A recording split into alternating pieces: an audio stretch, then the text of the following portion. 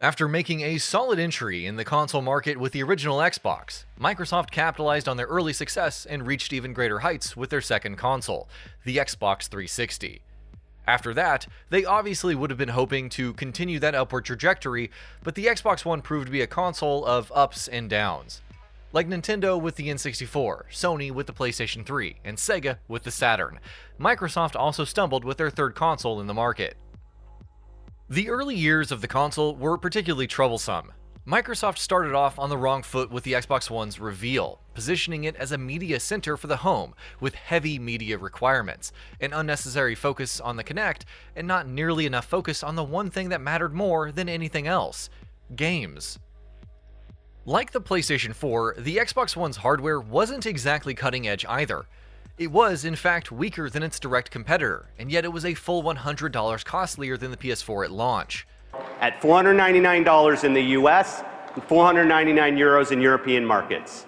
Meanwhile, while Microsoft had with the Xbox 360 at least tried to get a foothold in Japan with games such as Lost Odyssey, with the Xbox One they pretty much gave up any and all pretenses, launching the console in the region nearly a year after its worldwide launch, and continuing to see abysmal sales to this day.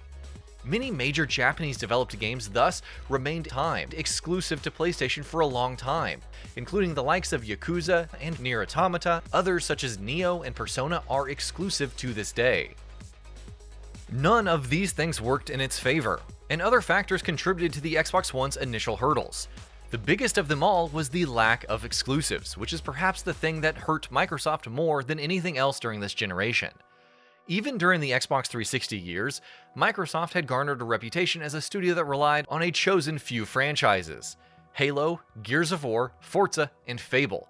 But with the Xbox One, even that output floundered. Under 343 Industries, Halo suffered the disastrous launch of the Master Chief Collection, and followed up on it with the most underwhelming game in the series, Halo 5. Under the Coalition, Gears returned with Gears of War 4, a solid game, but one that was criticized for playing things too safe, and that franchise too lost the luster it had in the Xbox 360 years. Fable already had a lot to prove after the disappointing Fable 3 on the Xbox 360, but Fable Legends, after years of development, was cancelled, and Lionhead Studios was shut down. Forza at least continued to move from strength to strength, with the Horizon games in particular being some of the best Microsoft had ever produced.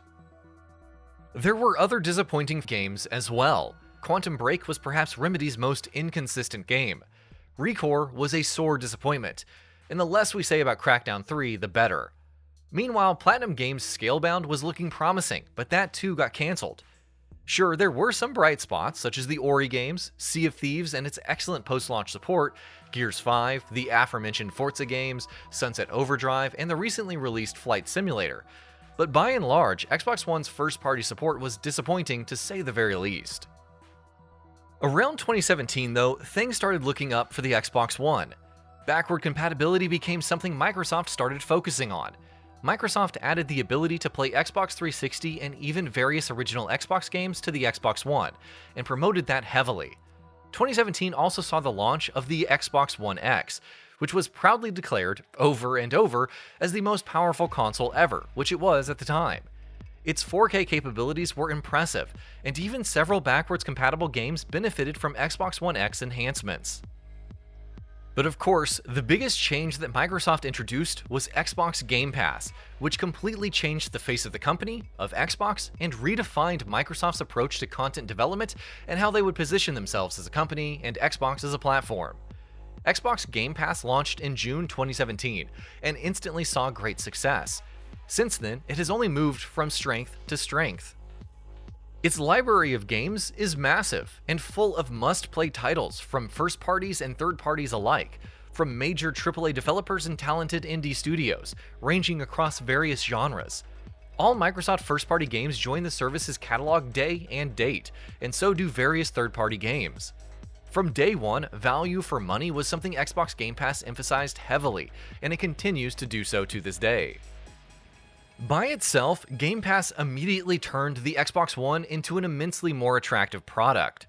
The ability to sign up for the service at surprisingly reasonable subscription prices and hop into a library of hundreds of compelling games right off the bat is something that almost makes up for the Xbox One's disappointing first-party support. Cheaper hardware SKUs such as the Xbox One S and the Xbox One S All-Digital Edition suddenly seemed like even more alluring products. Microsoft have, in fact, taken a lot of other positive steps in the last few years, and though they haven't necessarily changed things for the Xbox One itself, they do hint at a promising future. After a flurry of acquisitions over the last few years, the Xbox Game Studios line boasts of nearly 24 studios, which include the likes of all of Bethesda, Playground Games, Double Fine, Ninja Theory, The Coalition, and so many more. Whether or not the Xbox One will benefit from their output remains to be seen, but things look bright for the Xbox Series X and S at the very least. While the PS4 was a success for Sony from beginning to end, Microsoft's experience with the Xbox One was much more tumultuous. It started out catastrophically and continued to flounder for several more years, and arguably, even at the very end, it's not exactly in the best shape possible. But in the second half of the Xbox One's life, the sudden pivot in Microsoft's approach to gaming and in their approach to the industry as a whole brought about lots of positive changes, with things such as backward compatibility, the Xbox One X, and Xbox Game Pass working together to improve things on the Xbox front significantly.